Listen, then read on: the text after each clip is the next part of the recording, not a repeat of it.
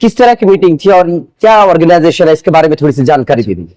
Sir आज 6 तारीख 12वां महीना 2024 आज के जो तिथि को पूर्णिया में ये आपके कप्तानपुर पेट्रोल पंप के पास एक जो मीटिंग ऑर्गेनाइज किया गया है।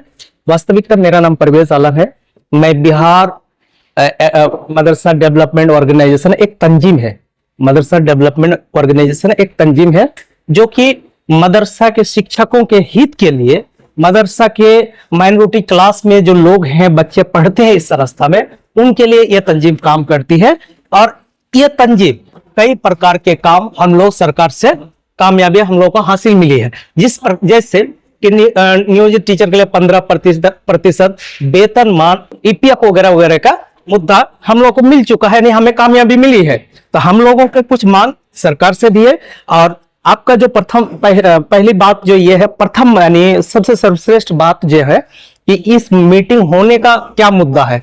मीटिंग होने का कई मुद्दा है। एक हम लोगों के मांग है और दूसरी बात हमारे पूर्णिया में ये सर्वशक्तिशाली तंजीम जो है मदरसा डेवलपमेंट ऑर्गेनाइजेशन, जो बिहार की सबसे मजबूत तंजीम है और पूरे बिहार के मदरसा इस तंजीम से बहुत ही संतुष्ट है, खुश है, क्योंकि इस तंजीम ने जो किया है ऐतिहासिक बना करके रखा है। और हम सभी बिहार मदरसा के शिक्षक, सभी असातिज़ा, सभी शिक्षक बिहार के, हम लोग माननीय मुख्यमंत्री जी जो विकासशील पुरुष, आदर्श पुरुष श्री नीतीश कुमार जी का भी हम लोग आभारी सदैव है और रहेंगे, इसलिए कि उन्होंने हमारे माइनॉरिटी क्लास के लोगों के लिए, हमारे संस्था के लिए जो किया है वो ऐतिहासिक रहा है। तो मैं अभी आपने कहा भी जो कुछ नीतीश कुमार जी किए हैं बहुत ऐतिहासिक रहा है है। अच्छा, तो अभी जो मदारिस मुल्हिका के मसाइल और उनका तो क्या मसाइल अभी मसाइल है सर। देखिए हम लोगों के साथ में ये जो कुछ छुट्टी को लेकर के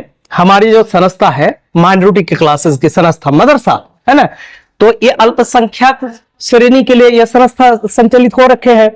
तो इनके कुछ ऐसी चीजें, कुछ ओलझोल अलग टाइप का हो रहा है जो कि इससे हम लोग परेशान हैं। जैसे छुट्टी की बात करें तो छुट्टी की बात जो लिस्ट कैलेंडर 2024-25 का जो रिलीज किया गया है, उसमें हम लोगों की जो छुट्टी शुरू से आते जा रही है उस छुट्टी को खत्म कर दिया गया है। स्कूल और मदरसा दोनों को एकदम एक जैसा कर दिया गया है। तो हमारे कहने का तात्पर्य यह है कि 1981 से लेकर के लगातार हम लोग को जो मदरसा के संचालन के जो कंडिका है, इनके जो नियमावली है, तो उससे बिल्कुल अलग कर दिया गया है। तो हम सभी बिहार असातिज़ा, मैं बिहार मदरसा शिक्षकों की ओर से एक हमदर्द बनकर मैं अपनी बात भी मुख्यमंत्री तक आप सबों के चैनल के जरिए से कहना चाहूंगा, पहुंचाना चाहूंगा कि आप मुसलमान के दिल दिमाग में बैठे हुए हैं। मुसलमान यहाँ के जो माइनॉरिटी क्लास है, यहाँ के मदरसा टीचर नमाज पढ़ते हैं तो वो कहीं ना कहीं मुख्यमंत्री जी को याद करते हैं कि हमारे मुख्यमंत्री जी, खास करके बिहार के मुख्यमंत्री जो किया है, उस प्रकार का पता नहीं, हम किसी का डिस्क्रिमिनेशन, भेदभाव या तुलना तो नहीं कर रहे हैं, लेकिन ये जो किया है इस पे हम सभी को, बिहार के सभी श्रेणियों का गर्व है, मुसलमानों की जान है ये।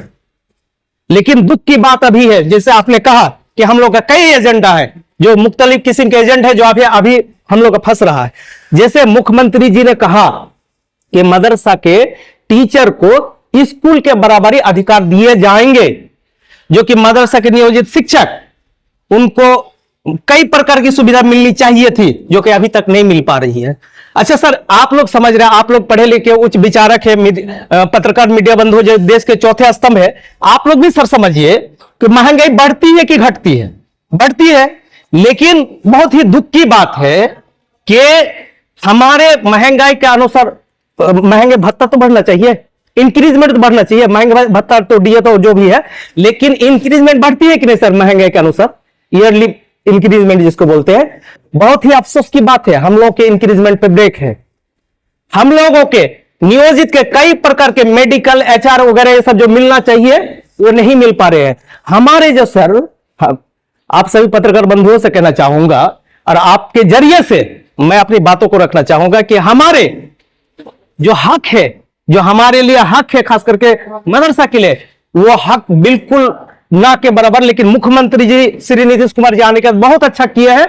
और हम लोग यह आग्रह करते हैं कि इसको और बेहतर करें, और हम लोगों की जो वंचित अधिकार है जो हमें मिलनी चाहिए और लंबे समय से नहीं मिल पा रही है, लालू के टाइम से अभी जो हमारे सर्वश्रेष्ठ मुख्यमंत्री जी आए हैं, नीतीश कुमार जी आए हैं, तो ये बहुत अच्छा किया है, लेकिन और जो होना चाहिए हम लोग को नहीं मिल पा रहे। हम लोग मुख्यमंत्री जी से लेकर के मैं खुद मुख्यमंत्री जी का मीटिंग में गया था, वहां पे भी बातें हम लोगों ने रखी, एजेंडा दिया था, मेमोरेंडम डाला था, लेकिन अफसोस की बात है कि हम लोग का मामला अभी तक क्लीन नहीं हो पाया। आपका क्या मांग है कि मतलब जो मदरसा के सर मेरा मांग यह है कि मदरसा के नियोजित जो शिक्षक है उनको जो सुविधा हमारे लिए कंपलसरी किया गया है सर, जो हमारे लिए नेसेसिटीज है, इंक्रीजमेंट, मेडिकल, ये दे दिया जाए। उसके बाद सर हमारे पुराने हुफ्फाज यानी पुराने जो हाफिज सर जो बहुत पहले से काम कर रहे हैं और उनकी सैलरी, अभी जो नए बहाल हाफिज है पुराने की सैलरी इसको मतलब डाउन कर दिया गया है। कभी तो शिक्षा विभाग की बातें या मंत्री जी की बातें से बातें आती है, जो पुराने हैं उसको वैसी सैलरी, जो नए हैं उसको वैसी। आप नए को अगर मान लीजिए 20,000 देते हैं तो नए से जो 10 साल पहले बहाल है उनकी सैलरी आप कितना दे रहे हैं? मान लीजिए एक मिसाल के तौर पे उनको 17,000 18,000 कर दिए हैं, यानी नए वाले को बढ़ा दिए और पुराने वाले को डाउन कर दिए हैं। उनकी सैलरी जबकि एक आलिम के बराबर होनी चाहिए सर, पुराने एक आलिम के बराबर होनी चाहिए, उनके साथ में होते आ रही है नाइंसाफी के लिए हम लोग इसका बहुत ही हम्बल रिक्वेस्ट करते हैं माननीय मुख्यमंत्री जी से कि पुराने हुफ्फाज का मामला को क्लीन किया जाए।